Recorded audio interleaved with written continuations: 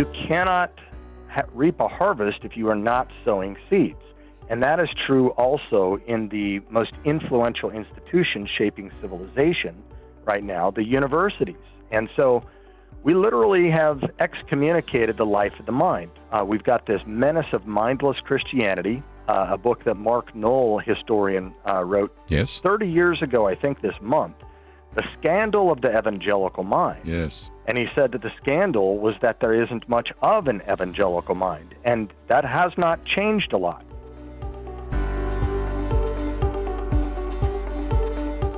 So we're going to spend some time today talking about a new book, The Progressive Miseducation of America.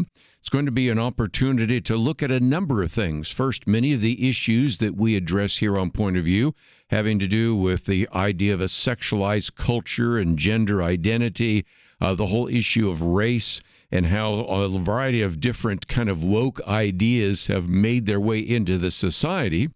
And then number two, we'll spend some time talking about, well, how did this happen? And the really the origin of much of it, if you will, the font of all of that came from the universities. So we're going to talk about what has been happening on the university campus and really get into this issue of cultural Marxism.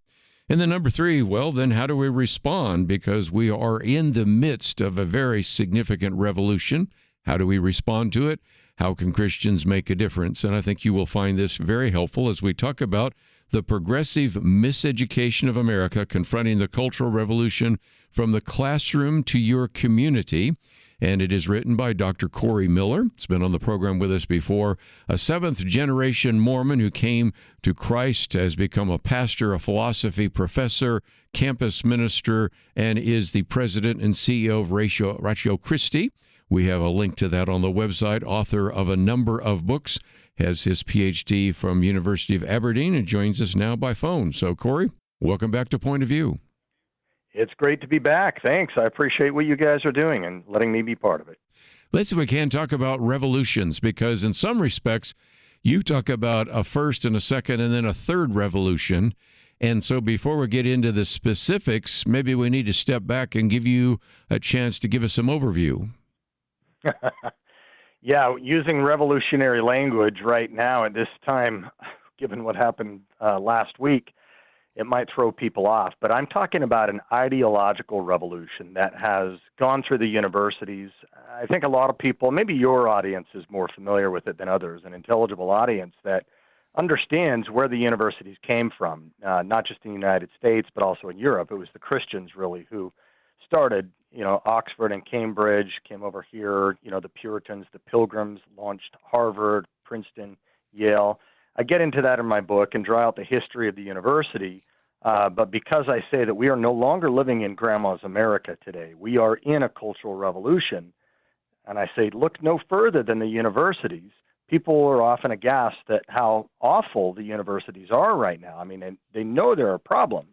But didn't we start the universities? And so I lay out the history, and then I show in detail in two phases how we lost the universities to scientific naturalism, which impacted the church by giving us liberal theology and the social gospel, and then most recently by postmodern cultural Marxism, giving us social justice. And this stuff has come out of the universities after decades of incubation and quickly moved into the corporate world, into K through 12, media, arts, and into every flora and fauna of the church. And so while we're living in that second one, I'm calling for a third revolution with the universities and for everybody to prepare for the ideology that's coming and pouring out of the universities into our churches, into our families, into our places of employment. You cannot go in the closet and escape this.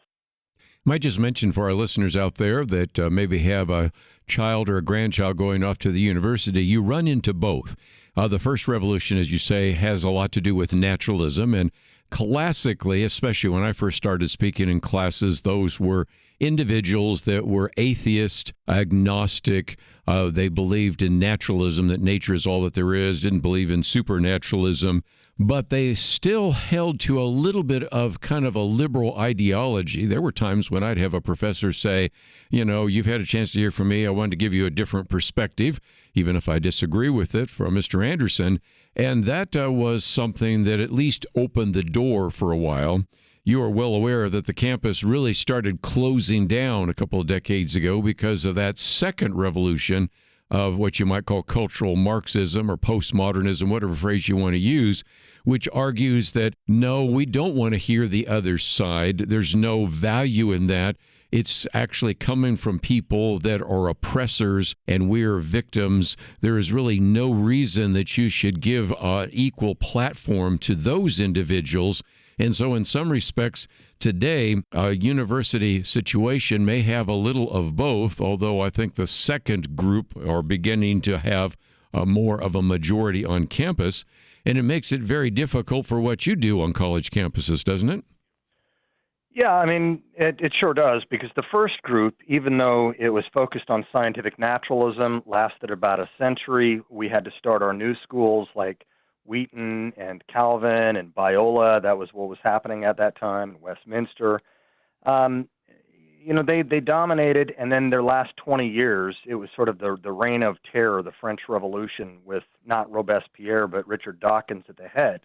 Well, like Robespierre, who got beheaded by his own guillotine, Dawkins got the same, because the revolutionaries that he helped spark, or at least pave the way, now have come in from the social sciences and the humanities and have taken over in the hard sciences through what people call DEI programs and administrators, and I call DIE, for not just rhetorical purposes, but I've got a reason for it in trying to explain what DIE is and and whether it's still there today. But the first revolutionaries, they often, followed along something like Voltaire would say. I may disagree with what you say, but I would defend to the death your right to say it. These new revolutionaries are not liberal. They're illiberal. Stalin alleged to have said something more like, ideas are more powerful than weapons. We don't allow our enemies to have weapons, so why should we let them have ideas? This is the heart of cancel culture, and it's why cancel culture exists primarily on the left. And by left, I'm thinking more the illiberal Marxist left, not the classical liberal, even if they're atheists left. They still want to have a conversation. And in fact, I ended up partnering with one noted atheist philosopher who wrote the book, A Manual for Creating Atheists, when he invited me into his classroom, an atheism seminar in Portland State, to give arguments for God's existence. And then he proposed an alliance between us. He said, I'm done with the theism-atheism debate. I'm dedicating my career to attack the second revolution. He didn't call it that. But we, in fact, lectured together on the very campus Charlie Kirk was assassinated at, and we were talking about viewpoint diversity and free speech. And then we lectured on the campus where the assassin was first radicalized, and they tried to cancel us. So yeah, there is a difference between the two revolutions, and the one that's reigning now, that's the one we're having more of a hard time with. Might just mention he was referring to, of course, the interview we did with him a number of years ago when he actually teamed up with this atheist professor, Dr. Peter Bohasian. We've got a couple of articles that are on our website by Corey Miller, as well as the interview, which, interesting enough, was 5 years ago. It's just an illustration of sometimes you've had individuals that have been open-minded enough to allow that possibility. But let's get back to your book, because you have a section called Crosswords Puzzle, and that brings us back to critical theory, DEI, social justice, white guilt, equity, patriarchy, critical race theory, colonization, white privilege, on and on. It does seem to me that this whole glossary, this whole list of various terms is an illustration of the fact that we're in the midst of an ideological revolution. Right. They've, through what is sometimes called soft power, what the cultural Marxists have done, and postmodern cultural Marxists, because it's really an amalgam of the two movements, is they come up with words, these new discourses, as it were, and they co-opt rather than coerce. And that was the trick of understanding to these cultural Marxists from classical Marxism how the West was ever going to be overcome. They had to look at the soft tissue of culture, which included academia, media, and ecclesia, and ensconce themselves into those areas. And part of it includes the soft power by co-opting certain words. So love is love, or diversity, inclusivity, equity, or equality as it was called, justice, social justice, and so forth.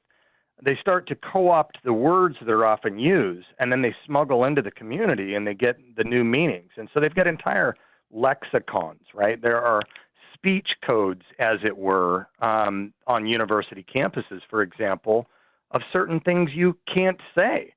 And this is relevant to like this week. And let me give you some of these. This was in 2017, and Bogosian and I began speaking in 2019, and it's gotten only worse since then. So 48% of students, according to a Yale study, and this is 8 years ago, believe that they should support campus speech codes. Now, we've litigated in universities over this. There are certain words you cannot say. 81% of words are a form of violence. You remember, not just that violence is violence, but words are violent. Yes. 33% say physical violence is justified to prevent hate speech. That's 1 out of 3 students. And 66%, 2 out of 3, say that hate speech is anything a student believes to be considered hurtful to a particular person. So words are important to this new movement. And I think it is illustrative by the fact that it isn't just relegated to the social sciences. In a preparation for you coming on the air, I do a daily commentary, and the last 2 days have been on woke science and then woke medicine, and a lot of that pulls from Heather McDonald's book as well as a variety of others. And so when we talk about this, it isn't just, well, if you take a sociology class, you're going to run into these woke ideas. You're finding it across the spectrum in all of academia, aren't you? Right, and that's the way that they jump the tracks. See, the scientific naturalists, and especially the new atheists, they paved the way by trying to burn down Christianity in the West. And I told Peter Boghossian at that time, okay, I will ally with you, but remember, you guys created this monster on the other side, and now you want an alliance because you can't stop this Frankenstein. And so it came out of the humanities and social sciences, but through the DEI or DIE programs, it jumped over the tracks into math, medicine, and engineering, areas that should not even be touched by this stuff. And then from there, as it always goes, ideas have consequences and bad ones make victims. It moves from the campus to the culture, upstream to downstream. And again, part of that gets back to the university. I was thrilled to see that you quote Charles Malik. I remember first hearing his name mentioned, I think it was first by Bill Bright and even by Francis Schaeffer, but you have a number of individuals that are notable, recognizing that historically we have expected the university to be a place where we teach about what is good and right and beautiful, and certainly that which is part of the foundation of Western culture. But maybe you can explain now, having spent so many years on the college campus, how did that change? Because as you simply point out, this is not Grandma's America anymore. Right. So remember, Harvard began in 1636, shortly after the Puritans got there. Its motto was truth, or veritas, and it quickly changed it to truth for Christ and the church. And that motto lasted almost 300 years until about 1936 when it was scrubbed. Well, what was happening after all the colonial schools were started, and for the first 200 or something years, every president was also a member of the clergy. Mm-hmm. And this was all the way up until 1840. And the chief capstone class in their senior year would be given on moral philosophy by the president. But after you rip out Christianity and a metaphysical basis, the foundation for Western ethics, after you rip that out, there's no more capstone class for moral philosophy. What was happening by the time you get to the 1880s, the revolution had begun. we were sending our students, because we had no grad schools, over to Europe, and particularly to the one who had almost all the PhD programs, Germany. Yeah. And our best and brightest would go there. They would get impacted by the German ideology. They would come back, and the battle was on for 50 years until 1930. And many of the conservative Christians were ousted. We had to start over with the second phase of universities. And right at that time, in the 1930s, you mentioned Charles Malik. He needed to get out of Europe at that time, and he came to America. He was a Christian philosopher, got his PhD from Harvard. He was a UN Secretary General and the senior architect on the UN Declaration of Human Rights, a Christian. And so we named the Malik Academic Fellowship after him, where we are funding PhD students to get into top 100 schools for the long march of the institutions to take these back over time. But in the 1930s, there was this little school called the Frankfurt School of Critical Theory over in Germany.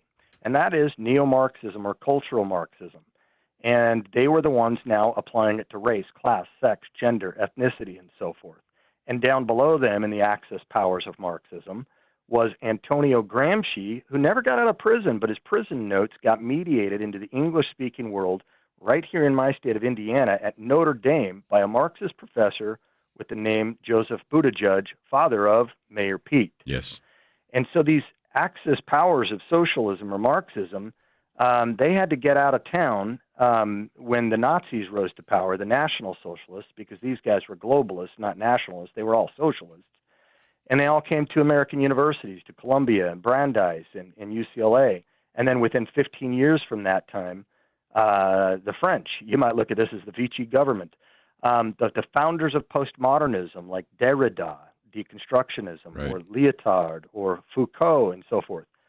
Those guys of postmodernism, you might think of that as relativism and other descriptions, they were also card-carrying members of the French Communist Party or sympathizers. They all came over to the American top universities too. And so you get both revolutions coming over to the U.S. universities, and over time, these guys began to grow. They bided their time through the 60s revolution, but part of them were what was infusing what was called the new left. And that's what I'm saying is leftism today, the Marxist left, not the liberal left. These guys are not liberal, they're illiberal. And by the time you get to the 90s, Kerby, the ratio of liberal to conservative professor in the universities was about 2.3 to 1.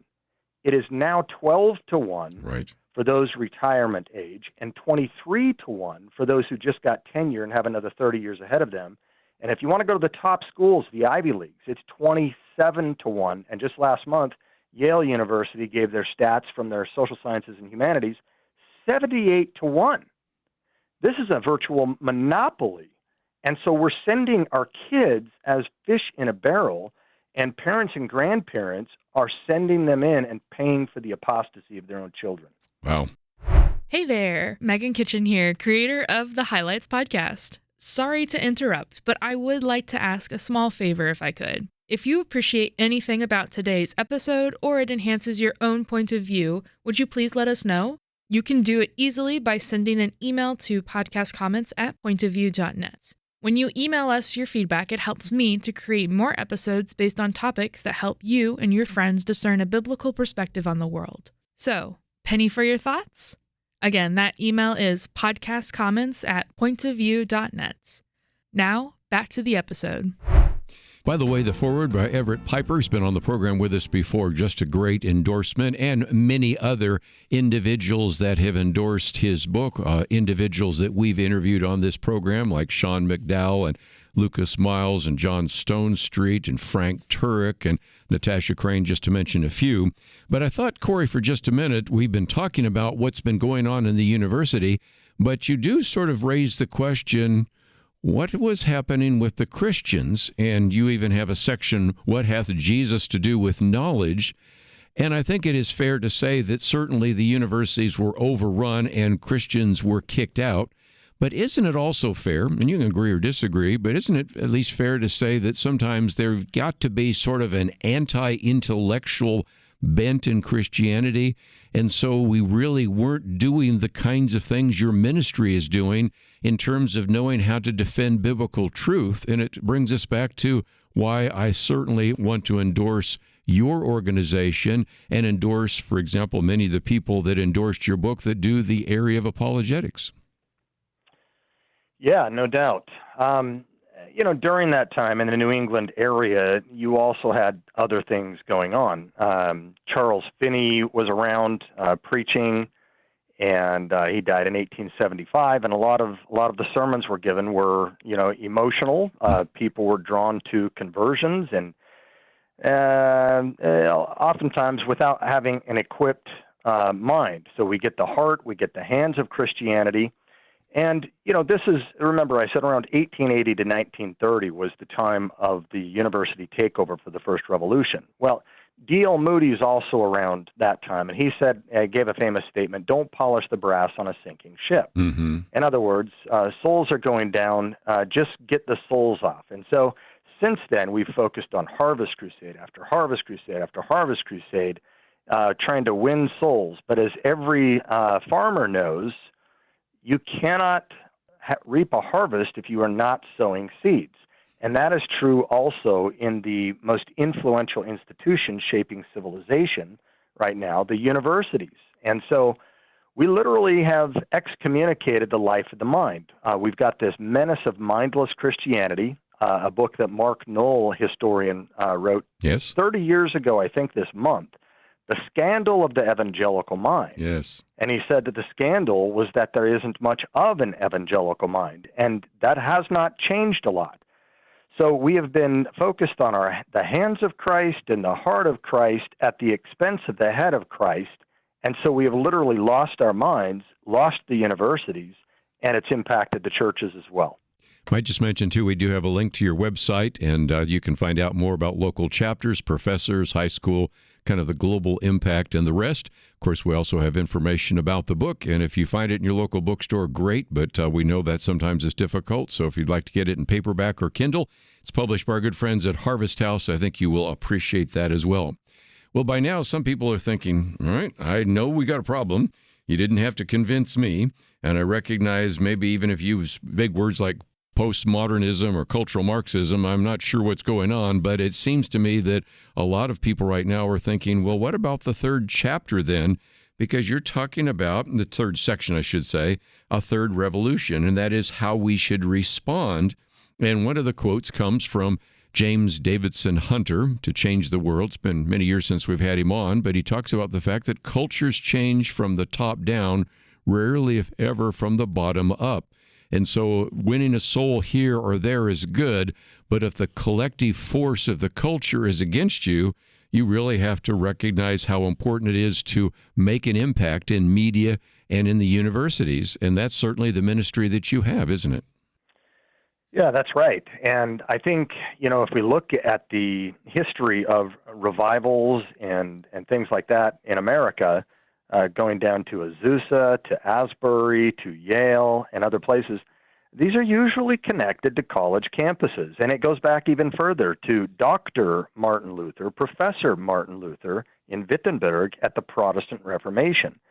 That's because this is where young people are at. It's the ideological or ideas center of the world. And these professors are gatekeepers. And so it's important that we consider a re-infiltration, or for the first time for us, because we started the universities, an infiltration of the universities. We need to be thinking like the cultural Marxists, the long march through the institutions. And so in that third section of the book, I basically say we need to resurrect thoughtful Christianity, number one. That means not just loving God with our hearts and our hands, but also with our heads. After all, Jesus commanded us to love God with our minds. And because of this second revolution, focusing so much on not that Christianity's false, but that it's wicked and oppressive and hateful. Isn't that why Charlie Kirk just got killed? Because of all his hatred for disagreeing with, some ideas that culture has adopted 15 seconds ago. We need to be able to show that Christianity is good for the world, for civilization. And I get into that in the book, give some arguments on that, cultural apologetics. and that it is reasonable, and that it is true. And so this is a resurrection of apologetics as a main tool that our ministry should be using. Pastors should be using it. Parents should be using it. We should be equipping our kids to go off to the secular baptismal font, and not just to be able to survive, but to thrive. And then I have a clarion call directly to pastors, to parents and grandparents, to parachurches, political allies, professors and educators, philanthropists, and prayers. All hands on deck. It's the university, stupid. Not everyone's called to go into the university like Ratio Christi is. That's fine. But everybody needs to prepare. They need to know, in order to prepare, what the ideas are coming out of the university, impacting our families, our churches, our kids. Again, you cannot go into the closet on this one.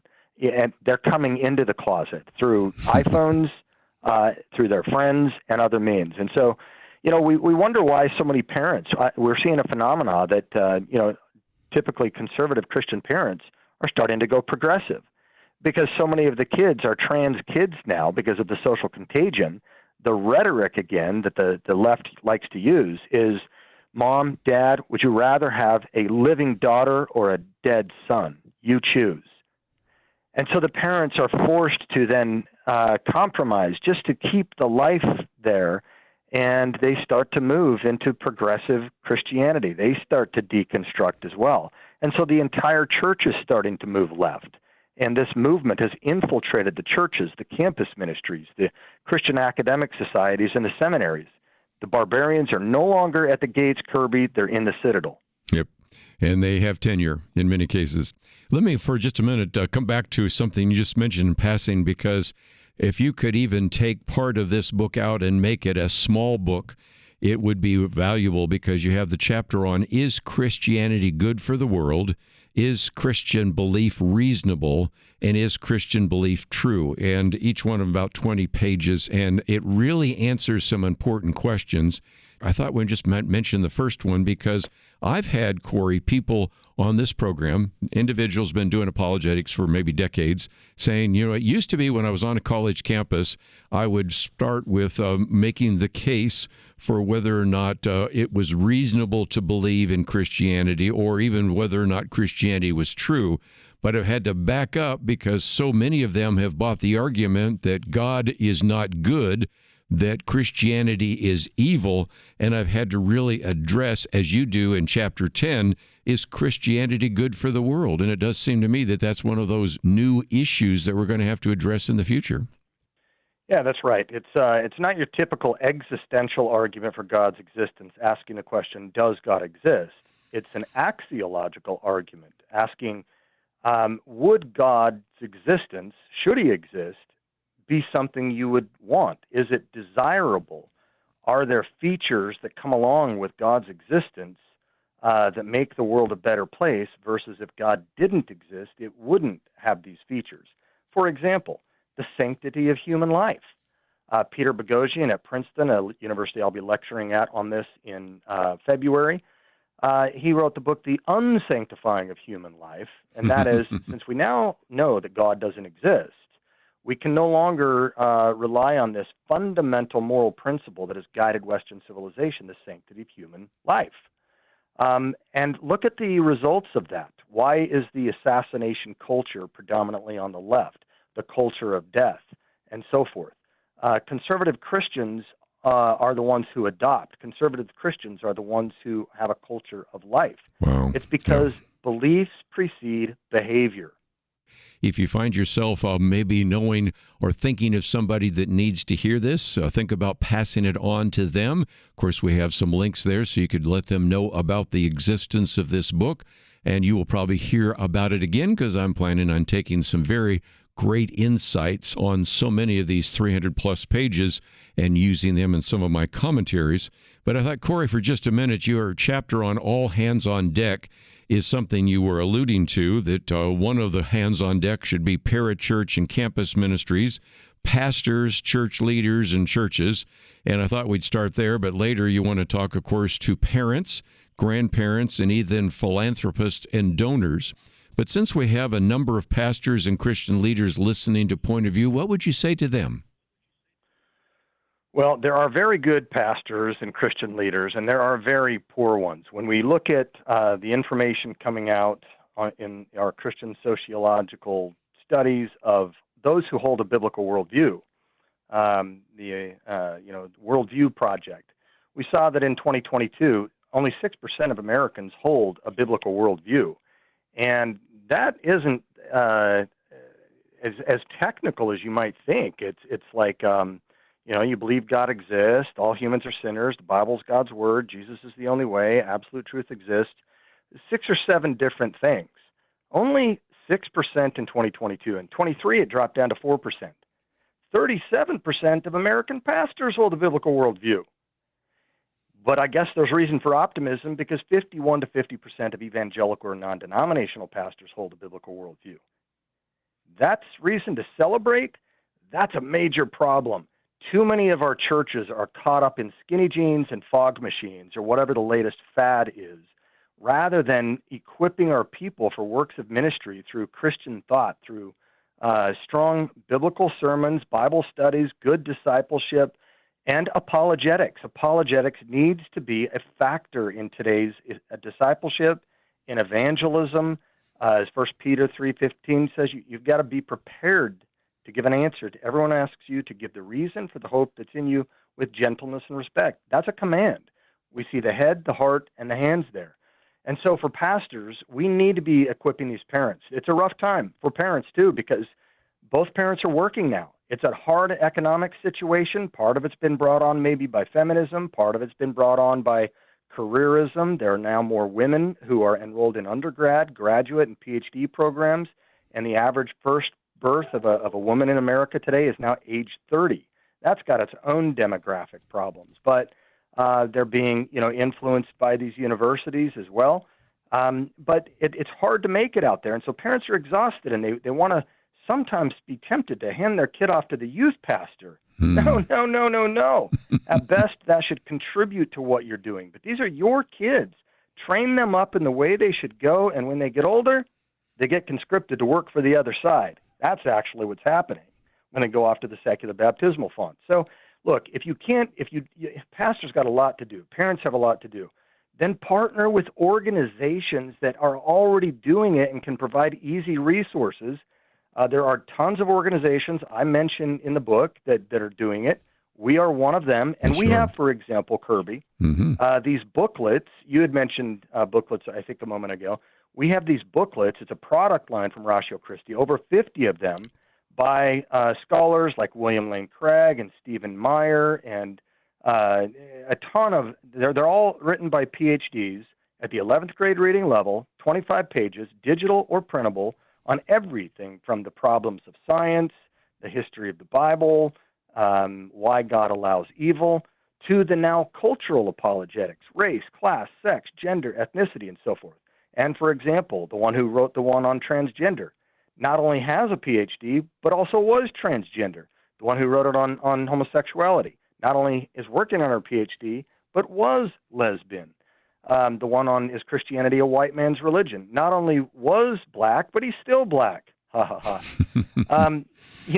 But he's got a doctorate. And so we have area experts. This is very concise. It's small, bite-sized chunks, and there's more in there if you need more for the author who's written 500, 600-page books. Those are on our website. People can go there, give us their email address, and they can download these for free, or they can order the hard print copies for their Sunday schools. Sean McDowell uses them for one of his classes. I know Purdue professors that use them. So they're good for high school, for parents, for professors, to equip our people. We need this. And so I just want to give people a link to both the book web page for us and also where you can find these booklets. And if you want to invite me to come and speak, I'm beginning a speaking tour on campuses, churches, and conferences and so forth. Go to ratio, ratio.link/PMA for Progressive Miseducation. Ratio.link/PMA. You'll find it all there. Again, we have ratiochristi.org, and you can find the publications there, the About Us, and some of the links there as well.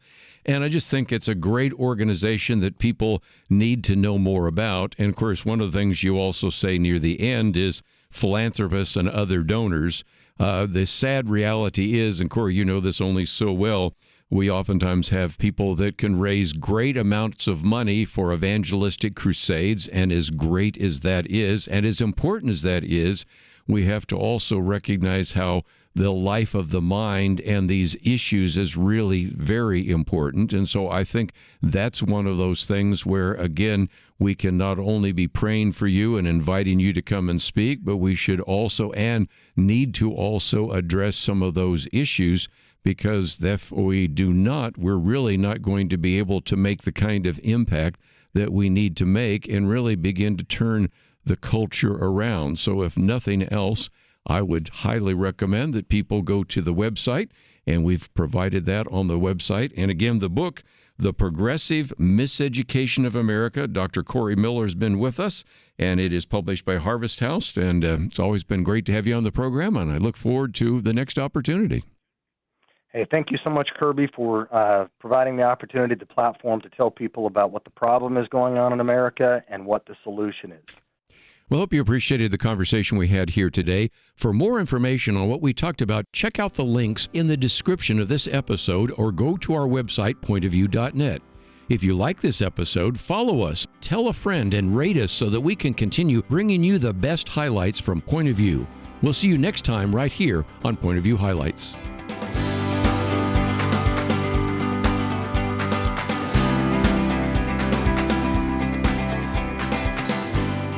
Thanks so much for listening to today's Point of View Highlights. I'm Liberty McCarter, host of the Know Why podcast, a weekly podcast for young adults who want to know why they believe what they believe.